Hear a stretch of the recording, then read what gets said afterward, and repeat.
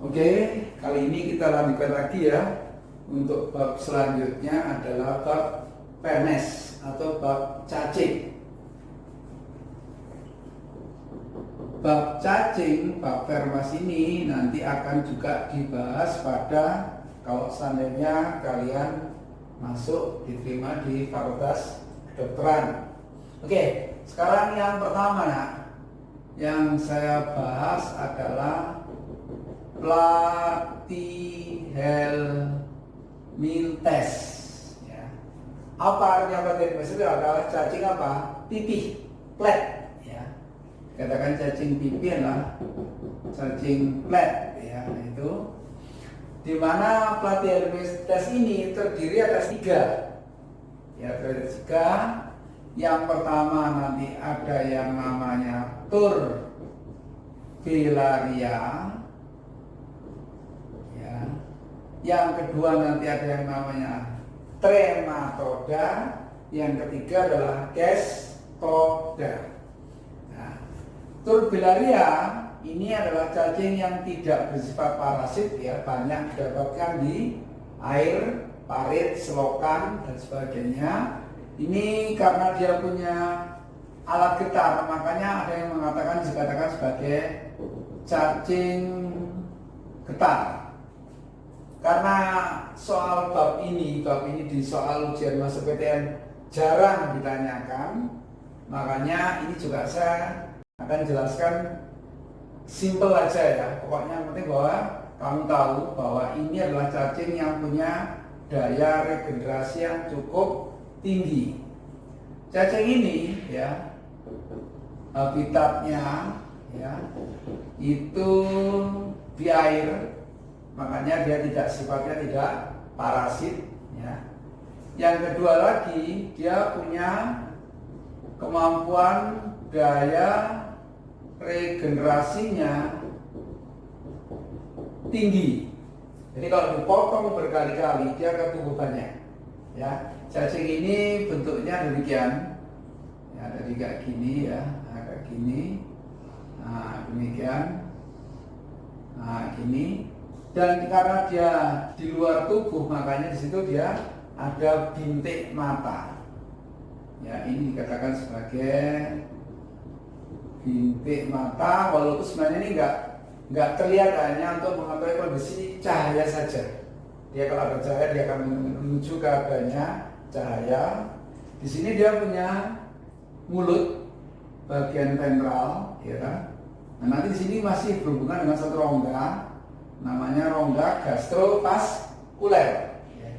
Jadi ini adalah jadi hampir sama dengan kalau kita bahas kemarin adalah pada bab koentrata gastrovaskuler. Ya itu, jadi itu. Bahkan mulutnya ini bisa dijulurkan, ya. Jadi bisa dijulurkan, taringnya dijulurkan untuk mengambil apa? Makanan. Ciri yang ketiga lagi, ya, dia cara reproduksinya bisa normal ya, karena dia hebatnya sudah dia di luar tubuh, maka dengan cara apa? Reproduksi atau fertilisasi luar biasa ya. Jadi reproduksinya dengan cara adanya proses fertilisasi, walaupun dia sifatnya adalah hermafrodit. Ingat ya, walaupun hewan dikatakan hermafrodit, tetap dia harus saling ketemu dengan pasangan. Karena apa? Karena mungkin ibaratnya gini, kalau ini dia cacing aja lah, cacing tanah, dia hermafrodit, dia menghasilkan apa? Ovum maupun sperma. Ini juga sama, cuma waktu terbentuknya ovum ataupun terbentuknya sperma nggak bersamaan. Jadi ini sudah siap sperma, ini sudah siap ovum, sehingga harus juga saling terjadi proses fertilisasi. Itu ya. Jadi ini contohnya hewannya adalah cacing apa? Planaria yaitu. Kalau tahu dia bisa pertahanan diri, dia bisa, tadi saya katakan, dia bisa dipotong berapapun dia akan tumbuh jadi banyak karena dia punya daya regenerasi. Oke, Ini yang pernah tanyakan di soal ujian masa PTN adalah ini aja. Ya, ini. Sekarang yang kedua, yang B. Yang B yang kita bahas adalah bab trematoda. Trematoda, ada juga yang mengatakan ini adalah cacing. Cacing ini berbentuk kayak daun, maka dikatakan cacing daun. Ada juga yang mengatakan karena habitatnya di hati, sering dikatakan sebagai cacing apa? Hati. Bentar, ini agak kesini aja, cukup ya. Jadi ini yang B, trematoda dikatakan sebagai cacing daun. Ada yang mengatakan cacing hati boleh karena habitatnya dalam hati, ya. Itu. Yang jelas kalau kita mengenai tubuhnya, nah, tubuhnya ya jelas pipih ya. Ya, pipih seperti daun satu ya. Nanti juga dia terdapat dua mulut ya, terdapat saker penghisap makanan ya. Ada oral saker, ada ventral saker. Untuk lebih jelasnya kalau saya gambar ya, biar tahu bentuknya. Jadi demikian, bentuknya seperti kayak daun demikian. Nah, kayak gini. Ini ukurannya tergantung ya. Kalau pada sapi biasanya kan ada nanti pada sapi itu sekitar 1-2 cm. Kelihatan ya, warnanya coklat. Ya itu. Ya demikian. Dan ini ada mulutnya. Ini juga ada mulutnya, ada dua. Jadi mulutnya ada dua. Ini yang saya katakan tadi apa? OS ya, ini oral saker, yang ini adalah ventral saker tadi ya, itu. Ya ini. Terus yang kedua lagi, walaupun dia masih pipih ya, belum sempurna, tapi dia sudah punya alat ekskresi. Ya. Alat ekskresinya itu berupa flame cell atau sering dikenal sebagai sel api ya, flame cell atau sel api. Oke. Yang ketiga lagi ya, dia memang namanya aja masih belum sempurna, jadi tidak seperti hewan sebenarnya ya, alat pencernaannya belum sempurna. Jadi nanti kalau dia mengambil makanannya dengan cara apa? Langsung diserap ya, dia langsung ada makanan yang ada di hati ya, ataupun di tubuh inangnya akan diserap melalui tubuhnya. Terus alat respirasinya yang sama ya nanti ya, karena dia memang dia masih belum sempurna, maka alat respirasinya ya itu nanti akan terjadi difusi oksigen pada seluruh tubuhnya. Karena ingat ya bahwa yang namanya oksigen itu memang digunakan untuk peristiwa apa? Pembentukan energi. Ya, dia dipakai sama dengan kita. Metabolisme, jadi ada glukosa, maka dioksidasi akan menghasilkan apa? Energi juga sama. Oke. Terus untuk trematoda ini yang penting lagi adalah ini ya. Dia ada di dalam hati, makanya langsung aja kita contohnya dulu aja, langsung aplikasi contohnya ya. Contohnya nanti kita gambar situ. Contohnya adalah ini contoh. Ada yang namanya fasciola hepatica. Ini biasanya kita dapatkan pada hati ternak. Kenapa kok nggak saya tulis sapi? Karena ternak itu bisa sapi, kambing, domba ya. Jadi itu. Nanti di ayam pun juga ada namanya ya, juga yang lain. Yang kedua lagi namanya ini, ada yang namanya Clonorchis sinensis ya. Ini Clonorchis sinensis ini juga pada hati. Cuma pada hatinya siapa nih? Hatinya manusia. Oke, ya itu. Ada lagi nanti di situ. Ya, yang ketiga adalah ada yang namanya skistosoma. Skistosoma hematobium. Hematobium. Nah ini kalau sini, ini biasanya pada peredaran darah. Karena namanya hema itu kan darah, hemoragik, perdarahan kan ya.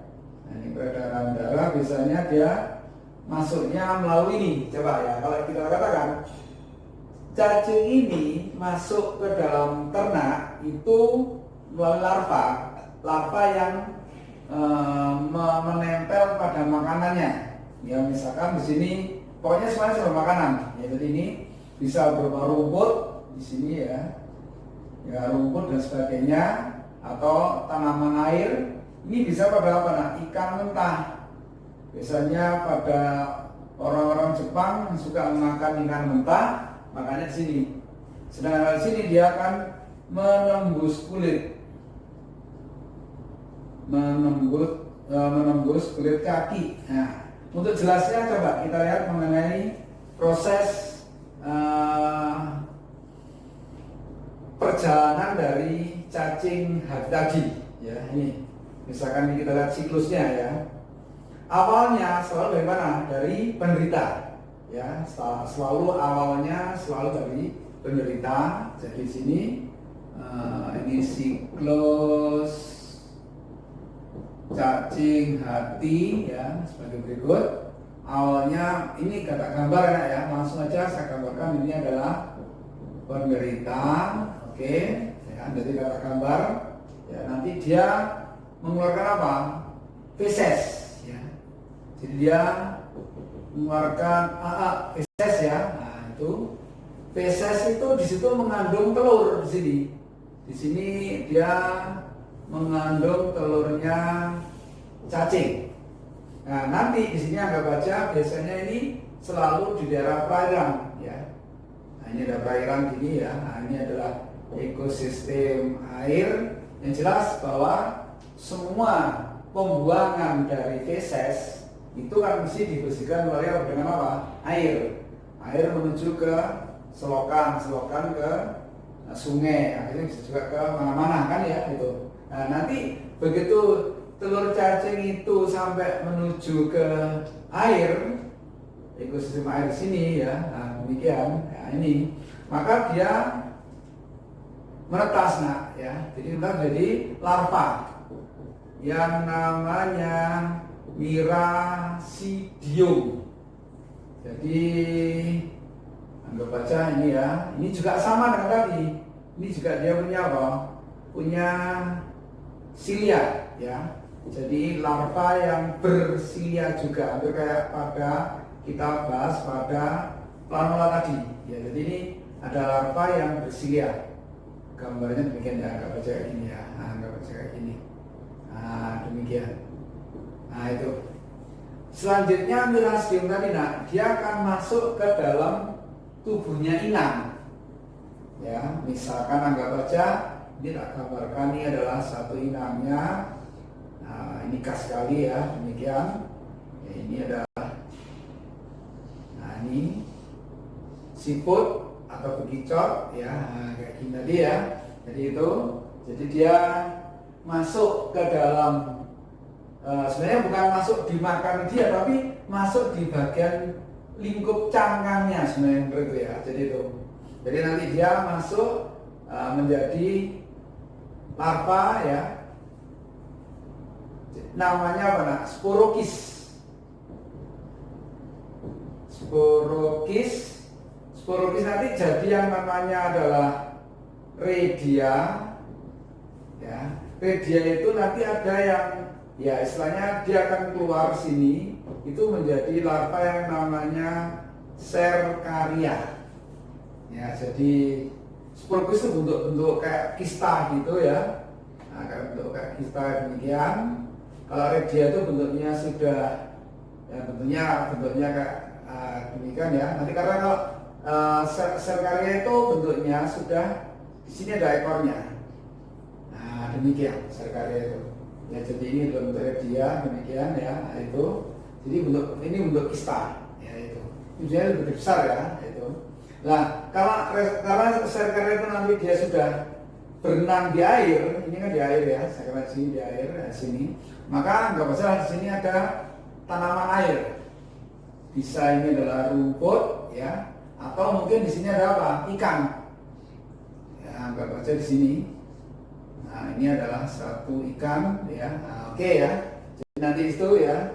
Jadi serkarianya menuju ke ikan, atau juga nanti serkarianya menempel pada apa? Pada rumput. Nanti dia bentukkan namanya adalah metaserkaria. Nah, nanti rumputnya termakan siapa? Penderita. Ya, balik lagi ke sana lagi. Nah, itu ya, ini siklus dari cacing tadi. Ya. Nah, nanti sebentar ya, sebelum ya, ini sebelum kita tahu aja. Nah, nanti begitu masuk ke penderita, anggap di sini ya, tak gambarkan di sini ke arah penderita sini ya.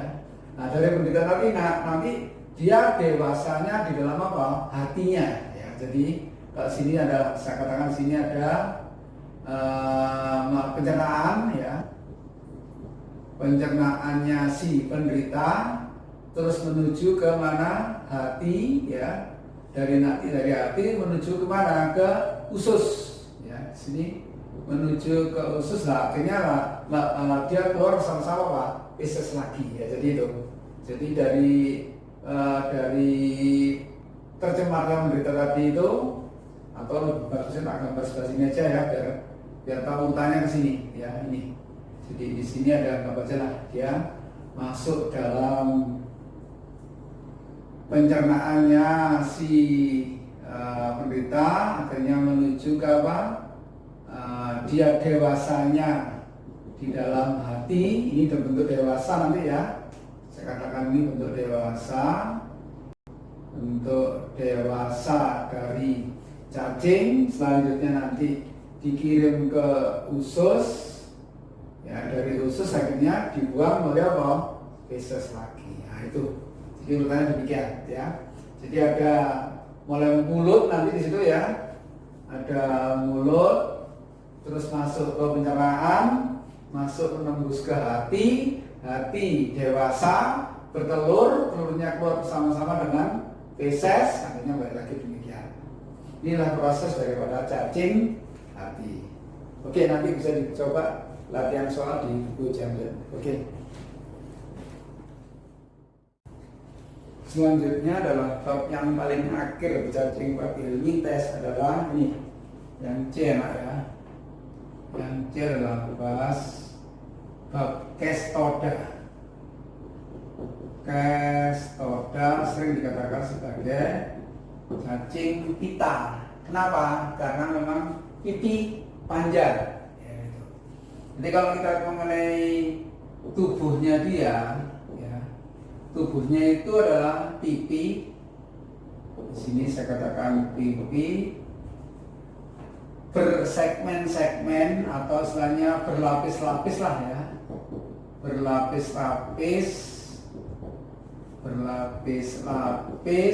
atau bisa dikatakan dia berbentuk strobilasi. Maksudnya apa? Bentar ya nanti ya. Kedua di sini juga dia punya saker ya, sama juga ya. Yang khas lain di sini untuk hewan ini ya, dia tidak terdapat alat pencernaan secara khusus ya, artinya dia nanti menghisap sari makanan melalui tubuhnya semuanya. Jadi ini kalau kita gambarkan gambarnya demikian. Nah, ini yang adalah ini ada bagian kepalanya ya, ini ada bagian kepalanya kecil ya. Kalau kita amati hanya sebesar kendor korek api, tapi kecil gepeng ya. Nanti sini ini nanti ada, nah demikian. Ini ada semacam sebenarnya ini namanya strobilus. Nanti di sini ada alat penghisapnya. Nanti saya gambarkan lebih jelas di situ ya. Di sini ada kaitnya namanya rostelum ya. Jadi kalau kita bahas ini sebenarnya ini kita bagi ada 3 bagian. Jadi ada, nah ini, jadi ini namanya proglotit. Proglotit itu adalah ya bentuk badan tadi ya. Nah ini namanya adalah skolek atau kepala, ya bagian kepala. Ini nanti ada sakernya. Ini alat penyengatnya namanya alat nyantol ya atau nempel di usus kait ya. Ini namanya adalah rostellum atau kait, sedangkan ini adalah sakernya ya itu. Jadi kalau di soal nanti di buku champion ada nanti ya, itu ada digambarkan hanya berupa apa? Gambar kepala aja, nanti kita bahas lebih lanjut ya. Yang penting nak ya, jadi dia sifatnya hermafrodit ya. Hermafrodit ya, sehingga pada bagian proglotitnya ini masing-masing dia sudah menghasilkan apa? Telur ya, jadi itu. Jadi nanti ini terjadi istilahnya pada proglotit ya, ini pada proglotit itu nanti di situ sudah terjadi proses fertilisasi ya, dan nanti hasil sigotnya di dalam apa? Telur ya, jadi itu.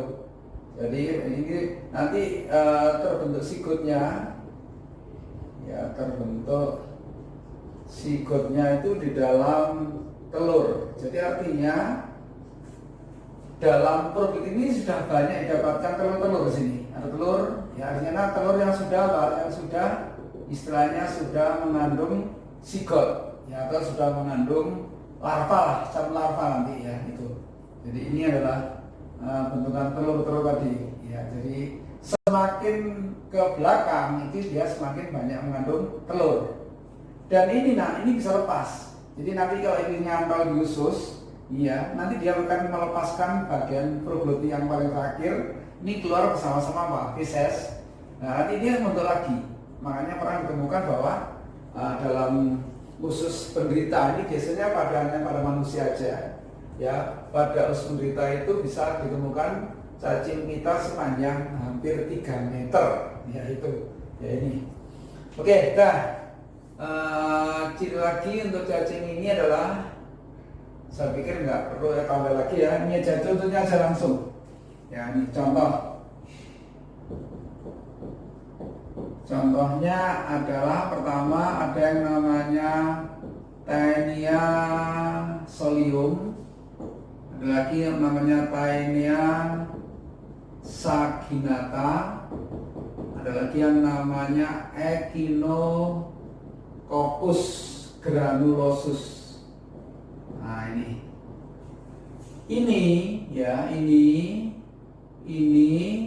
semuanya ya, nah itu pada saluran pencernaannya manusia ya, jadi ini pada usus halus dari manusia.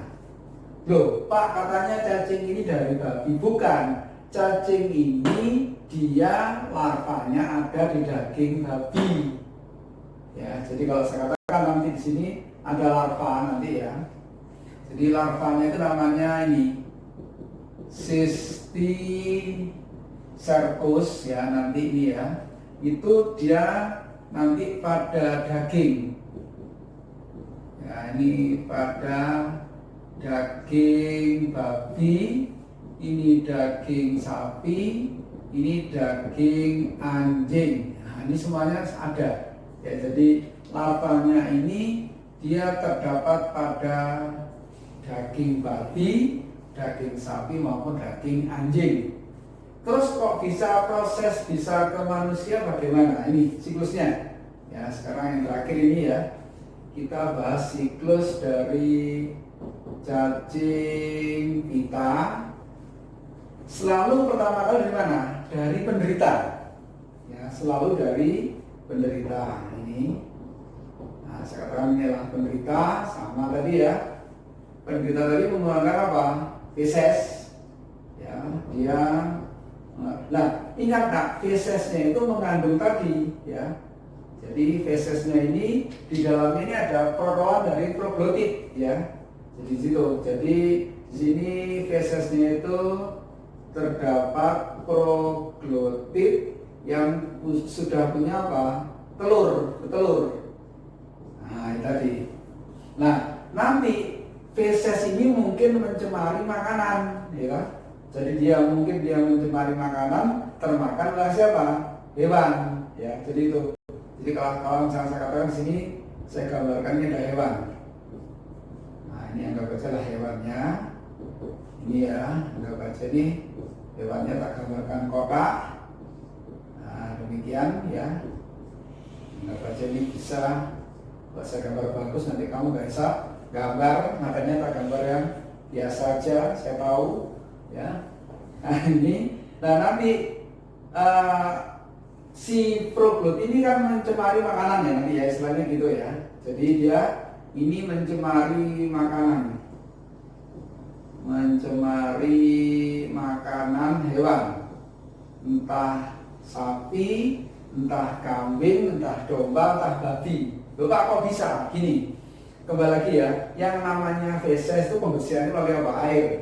Air kemana? Ke selokan, ke sungai. Biasanya beberapa peternak itu kan ngambil air sungai dipakai untuk menyirami rumput, ya kan? Atau dipakai untuk memberi makanan minuman pada hewan. Ataupun nanti juga ada beberapa hewan kayak babi tadi sukanya adalah yang daerah-daerah yang kotor, ya kan? Jadi itu. Jadi istilahnya nanti ini mencemari hewan tadi, ya termakan hewan tadi. Maka di sini telurnya menetas.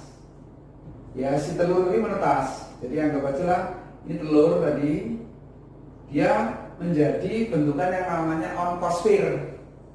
Ya, ini menjadi yang namanya oncosphere, demikian.